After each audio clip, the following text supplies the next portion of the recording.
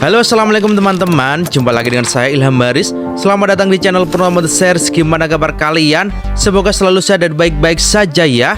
Kali ini kita akan meneruskan merangkum spoiler Donghua Renegade Immortal episode 104 ya guys.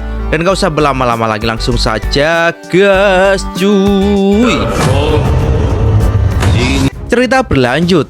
Wajah orang tua itu benar-benar pucat pasi. Dia tidak pernah membayangkan bahwa seorang pembudidaya dari planet kecil nan terbuang yang biasa mereka anggap udik ternyata memiliki kekuatan yang begitu mengerikan. Dalam sekejap dia ditangkap, dan kini rekan sesama Panatua sedang berteriak-teriak dalam rasa sakit. Tubuhnya perlahan disempurnakan oleh teknik yang jelas tidak ingin dia pikirkan. Itu bukan kekuatan yang bisa dimiliki sembarang orang. Tidak, tingkat itu jelas kekuatan dari tahap transformasi jiwa tingkat menengah. Penyesalan datang terlambat. Kalau saja dia tidak menuruti rencana licik Zhao Xingsa, dia tak akan terjebak dalam neraka ini. Saat rekannya terus menjerit, suara jeritannya justru membuat hati si Panatua ini runtuh. Perlawanan tak ada gunanya. Dia pun menyerah, baik dalam tubuh maupun niat. Dia lalu mengungkapkan kebenaran yang selama ini tersembunyi tentang bagaimana sekte nasib surgawi memiliki 7 divisi, dan masing-masing divisi hanya memiliki satu murid inti sejati. Meskipun banyak murid lain diajarkan sang leluhur, hanya yang satu ini yang bisa menerima warisan sejati. 1000 tahun lalu, divisi ungu melahirkan seorang jenius bernama Sun Yun. Ia begitu cemerlang hingga menggantikan para tetua sebagai murid langsung All-Seer. Tapi 100 tahun lalu, Sun Yun mengkhianati sekte dan melarikan diri. Anehnya, All-Seer tidak mengutus siapapun untuk mengejar, malah turun tangan sendiri. Dan sebulan kemudian, dia kembali sendirian, menyegel pavilion awan ungu, lalu menyebar kabar bahwa pemilik selanjutnya pavilion itu akan menjadi salah satu dari 7 murid pilihannya. Dan dari semua murid divisi ungu yang tersisa, hanya satu orang yang berasal dari luar planet Tianyun, seorang yang disebut anak udik. Dia dianggap tak layak, tak pantas, dan hanya menerima diskriminasi. Tapi justru dialah Wang Lin, orang yang kini berdiri di hadapan mereka, menunjukkan kekuatan mutlaknya. Setelah semua penjelasan selesai, Wang Lin tetap diam. Tatapannya dingin, nyaris membekukan udara. Lalu dengan satu gerakan, pedang langitnya memutuskan penyiksaan pada Panatua yang lain. Namun itu bukan berarti pengampunan. Wang Lin menyerap jiwa asal Panatua itu, menyegelnya ke dalam bendera 1 miliar jiwa yang kini menjadi bagian dari kekuatannya. Orang tua yang satunya nyaris kehilangan akal saat melihat tindakan Wang Lin memakan jiwa asal secara terang-terangan. Itu sudah melanggar batas sekte. Itu adalah jalan iblis. Tapi ketakutan membuatnya memilih kabur, berpura-pura tidak tahu apapun tentang kejadian hari ini. Sayang, Wang Lin tidak membiarkan sisa musuh pergi begitu saja. Satu perintah lembut keluar dari mulutnya, dan dalam sekejap, pedang setengah bulan melesat seperti kilat, menghabisi sang Panatua pelarian. Jiwa lelaki tua itu pun diserap seperti sebelumnya. Usai menyelesaikan 2 Panatua, Wang Lin menatap pavilion awan ungu. Langkah demi langkah, ia menuju ke sana, membawa aura dingin dan niat membunuh yang menggetarkan udara. Di dalam pavilion, seorang wanita berjubah ungu tengah duduk menatap lukisan pegunungan dengan mata penuh kenangan. Namun keheningan itu pecah saat ia melihat Wang Lin datang. Tanpa basa-basi, tubuhnya melesat keluar dan pertarungan langsung pecah. Serangan demi serangan saling bertukar, pedang surgawi dan pedang setengah bulan mengejar wanita itu. Namun dia bergerak cepat, hanya kehilangan beberapa helai rambut. Wang Lin lalu mengerahkan energi spiritualnya dan menciptakan bola cahaya raksasa yang menghantam tanah. Tanah pun bergetar, dan wanita itu terangkat keluar dari tanah, menyadari dia telah terkunci. Di saat itu, Wang Lin mengambil keputusan mengejutkan. Dia mengganti nama pavilion awan ungu menjadi pavilion hutan ungu, mengukir huruf hutan dengan cara sombong dan menantang, seolah-olah seekor naga menyerbu langit. Aura nama itu mengguncang hati siapapun yang melihatnya. Wanita berjubah ungu terpaku. Air mata mengalir di pipinya, emosi membuncah, lalu tubuhnya menghilang. Tapi itu bukan mundur, melainkan serangan balasan. Seketika, angin sepoi yang dipenuhi niat membunuh menyapu Wang Lin. Tanah tempat ia berdiri retak-retak. Dari dalam angin itu, wanita itu muncul kembali. Kali ini dia memanggil Phoenix merah raksasa, dikelilingi oleh lautan api membara.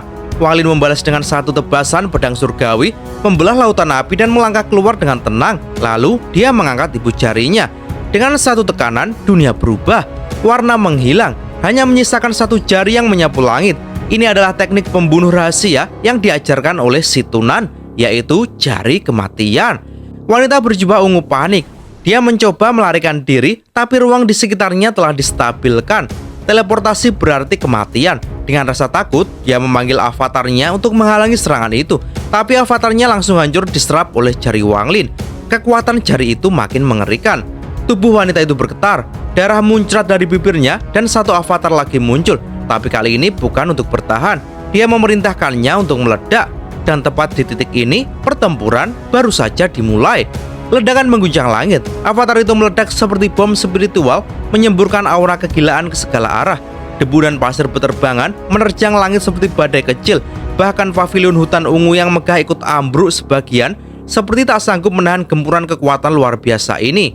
Dalam kepungan debu tebal, seolah segalanya akan kembali tenang. Tiba-tiba, sebuah ibu jari muncul dari balik kabut. Tapi bukan ibu jari biasa. Ini adalah jari iblis yang memancarkan tekanan mencekam. Dan tak lama setelahnya, muncullah tatapan dingin Wang Lin menembus pekatnya debu dengan pandangan tajam seperti dewa kematian. Wanita yang menjadi targetnya hanya sempat terdiam sekejap. Wajahnya berubah pucat, matanya menatap Wang Lin dengan campuran teror dan keputusasaan. Tapi semuanya sudah terlambat. Ibu jari Wang Lin melesat dengan kecepatan mengerikan dan dalam sekejap menekan di antara alis wanita itu. Tubuhnya langsung gemetar lalu jatuh dari langit seperti boneka yang putus benangnya. Tapi jiwanya, jiwa asalnya tertangkap. Wang Lin menyedotnya langsung dan menyegelnya ke dalam bendera jiwa yang legendaris itu. Debu pun perlahan menghilang, memperlihatkan sosok Wang Lin yang melayang tenang di udara, seperti penguasa tunggal di medan perang. Tapi situasinya tak berhenti di sana. Dari kejauhan, cahaya spiritual melesat mendekat, 4 orang muncul, melayang di udara, berjarak sekitar 100 kaki dari Wang Lin. 3 laki-laki, 1 perempuan. 2 di antaranya wajah lama, Zhao Xingsa yang tenang dan anggun, serta Bai Wei, si pendiam dari planet dagang. Satunya lagi, seorang pria parubaya dengan aura kemarahan yang meluap-luap. Dan terakhir, seorang wanita misterius nan cantik yang tampaknya datang bukan untuk bertarung, tapi hanya menonton. Tak lama, langit mulai dipenuhi cahaya lain. Murid-murid divisi ungu datang berbondong-bondong, berhenti di kejauhan, menyaksikan dari langit seolah-olah sedang menonton pertunjukan langka. Semua mata tertuju pada Wang Lin, beberapa terkejut, beberapa heran. Tapi kebanyakan hanya bisa terpaku. Situasi semakin memanas ketika pria parubaya yang ternyata adalah murid senior juga menantang Wang Lin secara terbuka. Aura kultivasinya tak main-main, berada di tahap pertengahan transformasi jiwa. Wang Lin tahu ini bukan pertarungan biasa. Tapi Wang Lin jelas tidak mundur. Justru ia menanggapinya dengan tenang, bahkan tersenyum kecil. Pria itu dengan pongah memberi Wang Lin 3 kesempatan menyerang terlebih dahulu. Tawaran arogan itu justru dimanfaatkan Wang Lin dengan cerdas. Serangan pertama pun dimulai. Ibu jarinya kembali bersinar, menyedot cahaya sekitar lalu menekan ke arah pria itu. Namun pria tersebut menggunakan teknik pertahanannya, menciptakan cahaya emas seperti tameng spiritual. Bahkan jempol spiritual palsu pun dibentuk untuk menangkis serangan Wang Lin. Tapi Wang Lin tak tinggal diam. Ia memanggil cambuk jiwa, cambuk roh pembunuh, dan dalam satu ayunan semua pertahanan itu hancur berkeping-keping. 1 serangan berhasil, masih ada 2 lagi. Serangan kedua datang secepat kilat. Cambuk jiwa mendarat di tubuh pria itu, menghancurkan cahaya emas dan hampir mencabut jiwanya. Wajahnya pucat, tubuhnya terpental. Tapi Wang Lin tidak berhenti. Ia menyebutkan bahwa masih ada serangan ketiga. Pria itu geram dan mulai menggunakan senjata pamungkasnya. Ia mengeluarkan pedang raksasa, melemparkannya ke udara. Pedang itu membelah menjadi 2, lalu 4, lalu 8, hingga tak terhitung jumlahnya. Serangan maha dahsyat itu mengurung langit. Tapi Wang Lin tetap tenang. Pedang langitnya naik ditemani bilah setengah bulan, menghantam balik badai pedang tersebut. Dalam gemuruh keras, seluruh formasi runtuh. Wang Lin tak memberi jeda. Ia memanggil kapak raksasanya dan menyerbu seperti dewa perang. Tapi pria parubaya itu pun mengaktifkan teknik pamungkas, tubuh iblis abadi. Awan hitam menelan tubuhnya, memperkuat fisiknya hingga bahkan kapak Wang Lin tak bisa melukai sedikit pun. Tubuhnya berubah menjadi kabut iblis. Ia menyerbu Wang Lin seperti tornado gelap, membuat tanah retak dan dedaunan layu hanya karena dilewati.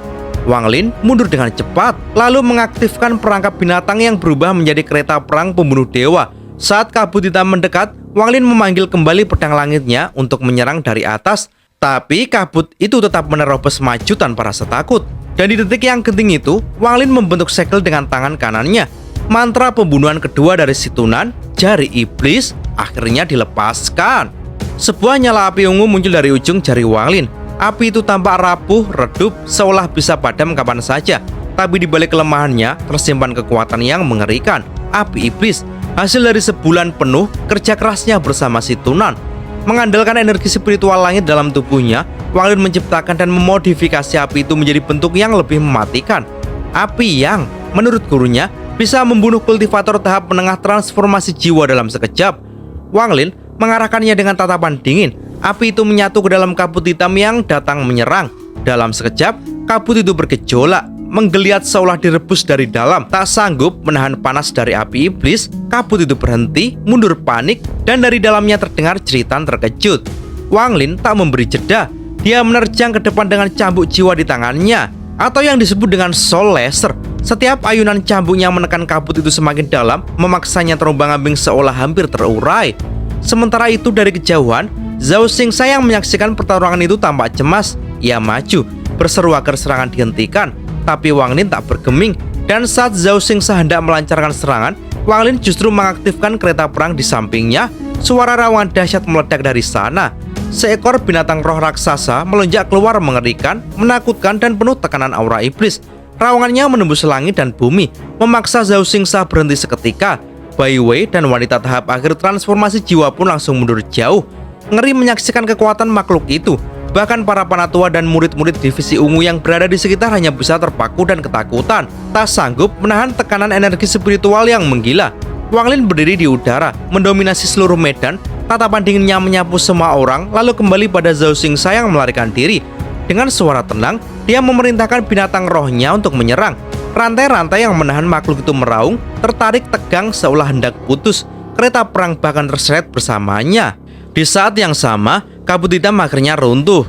Pria parubaya yang sebelumnya menyamar di dalamnya muncul dalam kondisi mengenaskan, pucat, gemetar, dan jiwanya hampir keluar dari tubuh. Sebelum ia sempat pulih, cambuk jiwa kembali menyerangnya. Jiwa asalnya pun hampir tercerabut sepenuhnya. Wang Lin tak menunggu lebih lama. Ia mengeluarkan bendera jiwanya dan melepaskan beberapa jiwa utama untuk mengejar pria itu. Selesai menundukkan lawan, Wang Lin melayang tenang di udara, menatap semua orang. Tak satu pun berani membalas tatapannya. Pertanyaan besar pun muncul di benak semua orang. Bagaimana mungkin murid dari planet rendahan memiliki kekuatan seperti ini? Tatapannya kemudian jatuh pada Bai Wei dan wanita transformasi jiwa. Bai Wei menyerah dalam diam, sementara wanita itu hanya tertawa dan memilih mundur dengan alasan lain waktu saja. Dengan tenang, Wang Lin menarik kembali jiwa-jiwa utama dan menyimpannya ke dalam bendera jiwa. Di kejauhan, pria parubaya masih diliputi rasa takut. Teknik tubuh iblis abadi yang digunakan sebelumnya runtuh karena api iblis Wang Lin. Darahnya menguap dan jiwanya hampir musnah dihantam cambuk. Ia bahkan nyaris harus mengorbankan kultivasinya untuk bisa bertahan hidup. Zhao Xingsa pun tak luput dari nasib buruk. Meskipun ia berusaha lari secepat mungkin, makhluk roh itu terus mengejarnya. Tepat saat cakar raksasa hampir menghantam tubuhnya, sinar lembut turun dari langit. Di dalam cahaya itu muncul sesosok lelaki tua. Orang tua itu tampak tenang dan penuh wibawa. Sekali lambaian tangannya, binatang roh itu berhenti, menunjukkan rasa takut yang mendalam padanya.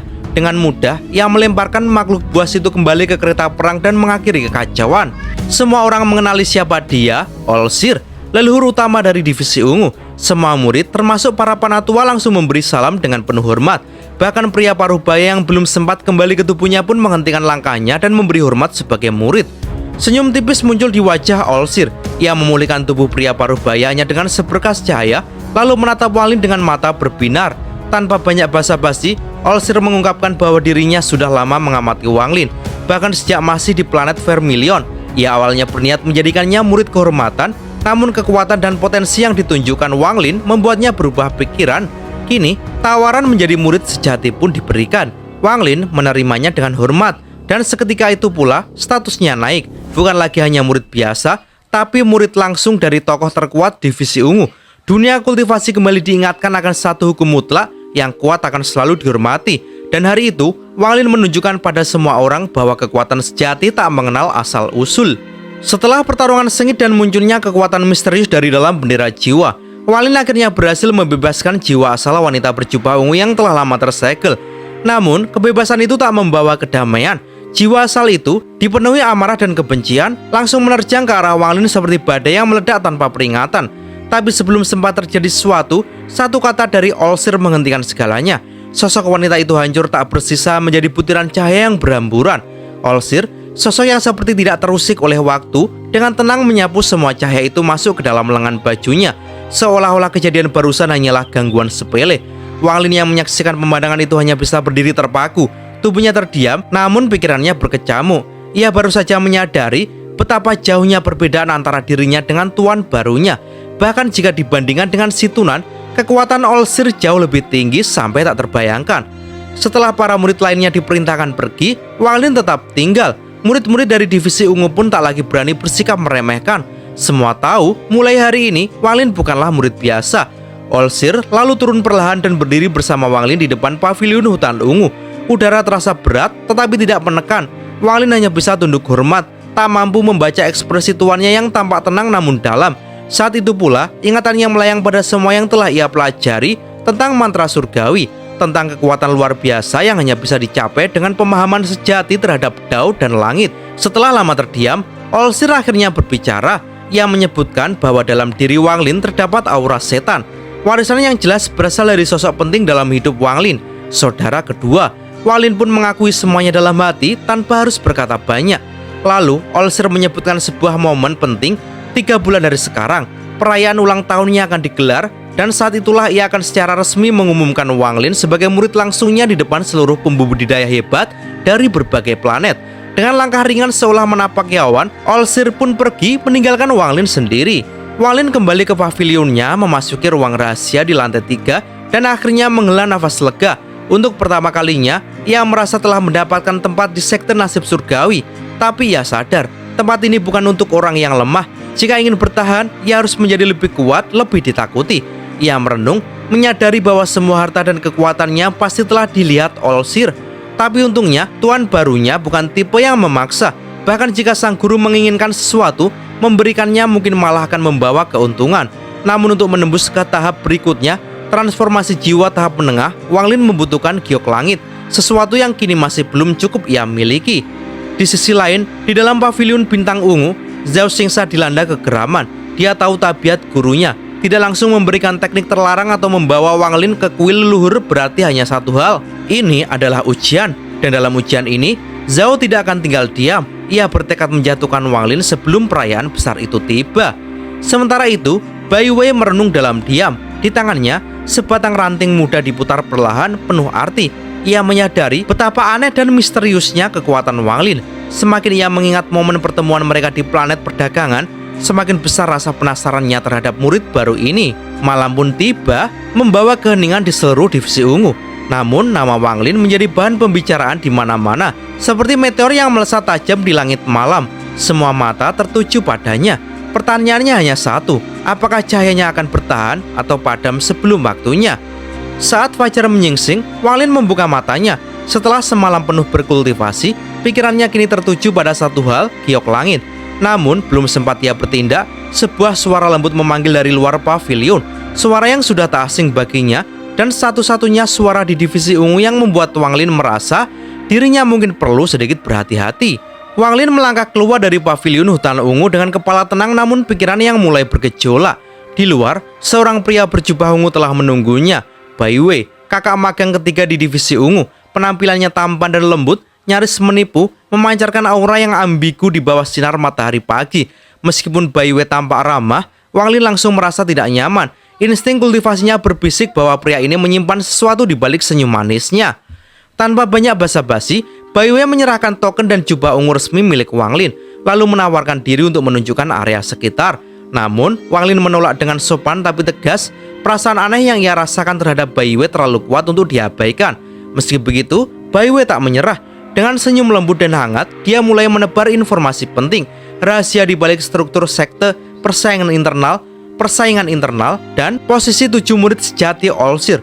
Bagi Bai Wei, status itu bukan sekedar gelar, itu adalah jalan menuju kekuasaan, pengaruh, dan yang paling penting, kesempatan untuk menembus batasan kultivasi menuju tahap Askenden yang penuh resiko namun menggoda. Wang Lin mendengarkan dengan tenang, tapi pikirannya mulai bekerja cepat. Ia mulai menyusun potongan-potongan informasi tentang para murid terdahulu yang menghilang, tentang Sun Yun yang mengkhianati sekte, tentang saudara magang senior yang haus kekuasaan, dan sekarang tentang peluang menguasai satu negara kultivasi penuh hanya karena menyandang gelar murid sejati. Setelah pembicaraan berakhir, Bai Wei pergi dengan senyum yang memudar begitu punggungnya membelakangi Wang Lin. Di balik wajah manis itu tersembunyi dendam lama. Bai Wei tidak akan membiarkan siapapun, termasuk saudara magang seniornya sendiri, mencapai puncak yang dia incar selama ini. Sementara itu, Wang Lin kembali ke pavilion. Di dalam hatinya, sesuatu mulai berubah.